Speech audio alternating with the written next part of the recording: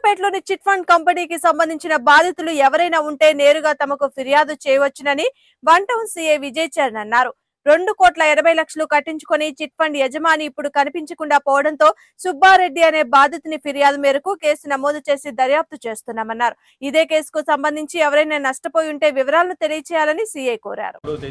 Narasaraopet one town police station కి వేలూరు సుబ్బారెడ్డి అనే అతను పోలీస్ స్టేషన్కి వచ్చి ఈ సాయి సాధన చిట్ ఫండ్స్ ప్రైవేట్ లిమిటెడ్లో చిట్లు వేస్తే వాళ్ళు డబ్బులు ఎగ్గొట్టి మోసం చేశారని మీద కంప్లైంట్ ఇవ్వడం జరిగింది.